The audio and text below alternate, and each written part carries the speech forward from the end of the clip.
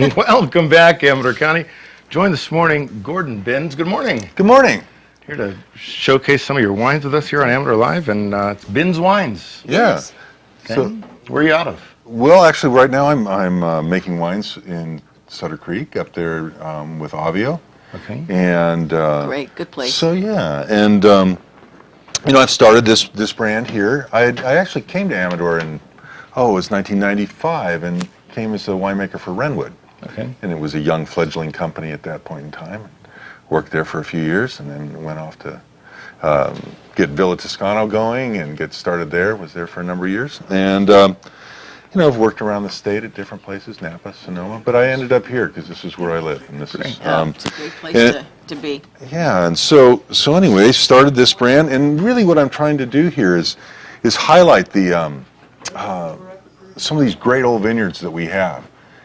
For example, one of your co-workers, the Fox Creek Vineyard. Yes. Tommy Fox's families is represented here in a couple of wines. I have both a Petit Syrah and a Zinfandel from there, and that is an incredibly beautiful historic old vineyard. Sure. As well as the Grand Pere Vineyard, the oldest documented Zinfandel vineyard anywhere. Right. And it dates to the 1860s. So Grant was president, right? So I think I dated him once. yeah.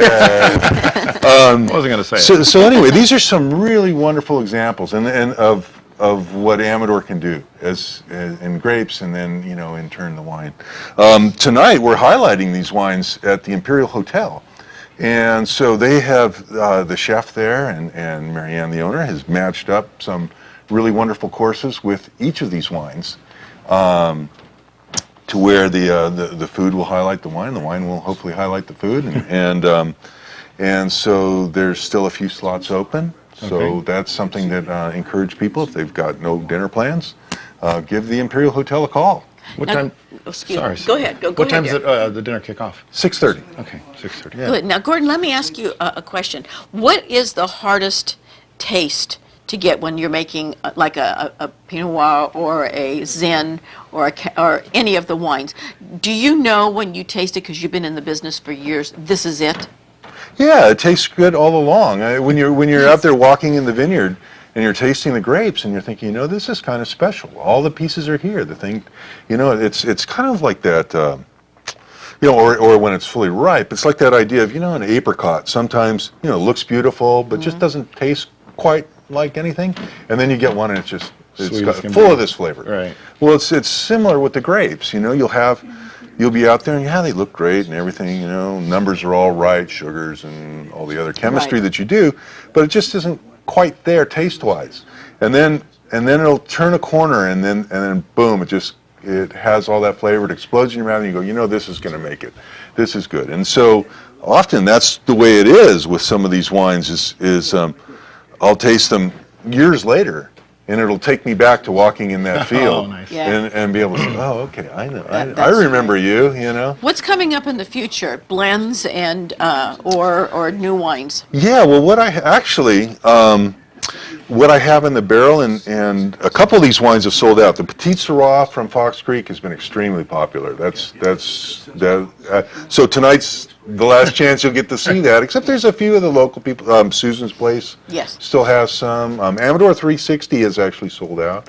But tonight you'll get a chance to taste this, and I'll have a few bottles for sale as well. Oh, good.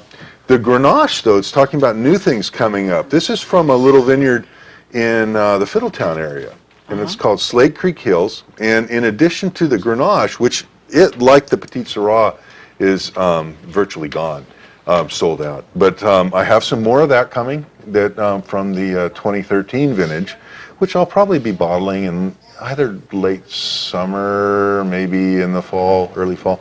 But they also have Cabernet Franc, Malbec, which I think are really very interesting varietals for this area as well. They're the Malbec, for example, is similar to a Cabernet, but it's more appropriate in a little bit hotter climate, which is what we have. Although there are pockets up here that are creating pretty nice cabs as well. So and the big crush is right around the corner. and there's that, yes. And so that's, as an event, that'll be quite the thing. And so I'll be able to highlight some of these wines, I think, out the back door at Avio, you know, and show some of these off, as well as my work that's going on there too, under their Well, label. you were very informative when we came around and did the Big Crush. We really enjoyed you because you really educated us on all of the different things. As a matter of fact, Austin was with me, and we had a lot of fun. He said, "This is really a lot of fun. I'm learning a lot about wines." And that's the thing. The more you know about it, the more you're able to appreciate it. So, because you'll start finding these little nuances. And go, oh, okay, now I understand what he's talking about. Why this one seems to have more flavor than that one? It's Right. has to do with the ripeness, or Great. And I That's like how right you up say your alley. right, and I like how you say that you walk through the vineyard and you taste the grapes and you kind of know from there where that's going to head in the future. right. And that's where the really special ones, special years, because after all, they are just little.